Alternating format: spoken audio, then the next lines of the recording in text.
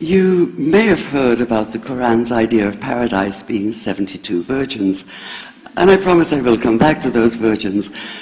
But in fact, here in the Northwest, we're living very close to the real Quranic idea of paradise, defined 36 times as gardens watered by running streams. Since I live on a houseboat on the running stream of Lake Union, this makes perfect sense to me. But the thing is, how come it's news to most people? I know many well-intentioned non-Muslims who've begun reading the Quran but given up, disconcerted by its otherness. The historian Thomas Carlyle considered Muhammad one of the world's greatest heroes, yet even he called the Quran as toilsome reading as I ever undertook, a wearisome, confused jumble.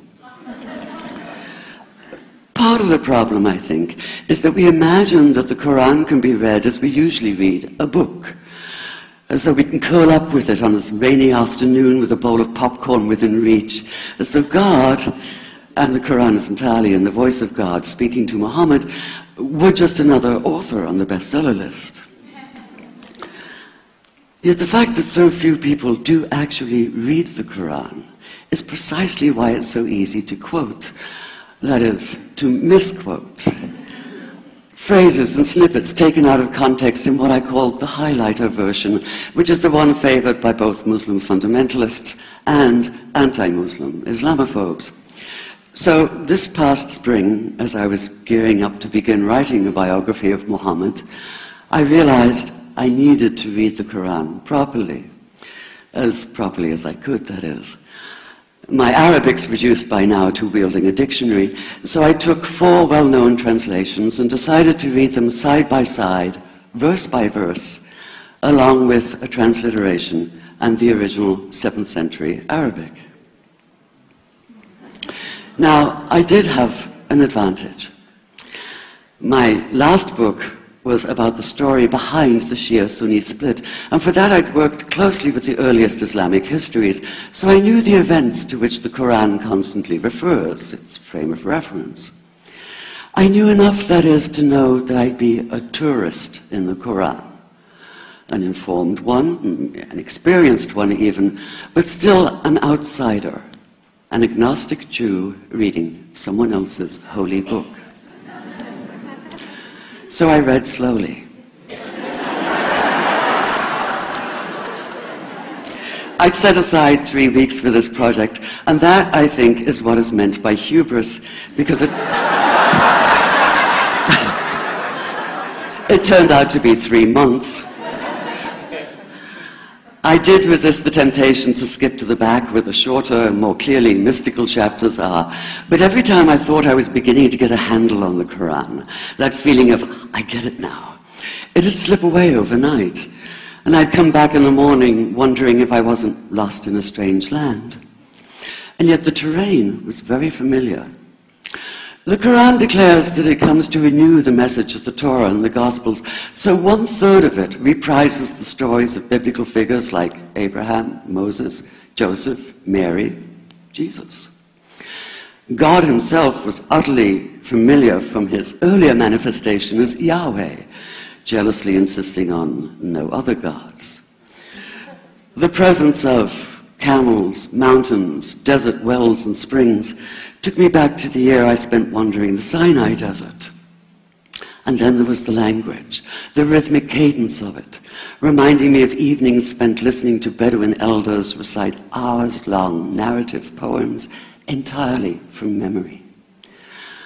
And I began to grasp why it's said that the Quran is really the Quran, only in Arabic. Take the Fatiha, the 7-verse opening chapter that is the Lord's Prayer and the Shema Israel of Islam combined. It's just 29 words in Arabic, but anywhere from 65 to 72 in translation. And yet the more you add, the more seems to go missing. The Arabic has an incantatory, almost hypnotic quality that begs to be heard rather than read, felt more than analyzed. It wants to be chanted out loud, to sound its music in the ear and on the tongue. So the Quran in English is a kind of shadow of itself, or as Arthur Arbery called his version, an interpretation. But all is not lost in translation. As the Quran promises, patience is rewarded, and there are many surprises. A degree of environmental awareness, for instance, and of humans as mere stewards of God's creation, unmatched in the Bible. And where the Bible is addressed exclusively to men, using the second and third person masculine, the Quran includes women, talking, for instance, of believing men and believing women, honorable men and honorable women. Or take the infamous verse about killing the unbelievers. Yes, it does say that, but in a very specific context. The anticipated conquest of the sanctuary city of Mecca, where fighting was usually forbidden. And the permission comes hedged about with qualifiers. Not you must kill unbelievers in Mecca, but you are allowed to, but only after a grace period is over. And only if there's no other pact in place. And only if they try to stop you getting to the Kaaba. And only if they attack you first. And even then, God is merciful, forgiveness is supreme, and so, essentially, better if you don't. This was perhaps the biggest surprise. How flexible the Quran is, at least in minds that are not fundamentally inflexible. Some of these verses are definite in meaning, it says, and others are ambiguous. The perverse at heart will seek out the ambiguities, trying to create discord by pinning down meanings of their own. Only God knows the true meaning. The phrase, God is subtle, appears again and again. And indeed, the whole of the Quran is far more subtle than most of us have been led to believe, as in, for instance, that little matter of virgins in paradise. Old-fashioned Orientalism comes into play here.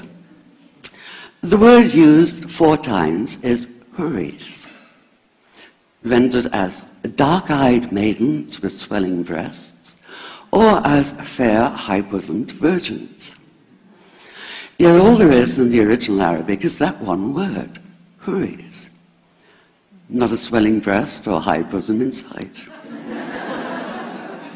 Now, this may be a way of saying pure beings, like in angels, or it may be like the Greek kos, or kore, an eternal youth. But the truth is, nobody really knows, and that's the point.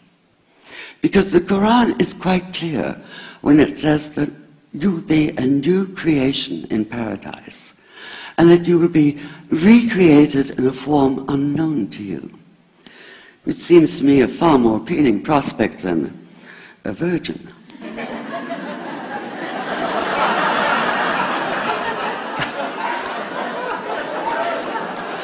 And that number 72 never appears. There are no 72 virgins in the Quran.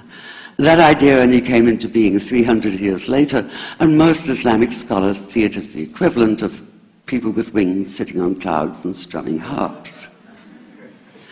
Paradise is quite the opposite. It's not virginity, it's fecundity, it's plenty, it's gardens watered by running streams.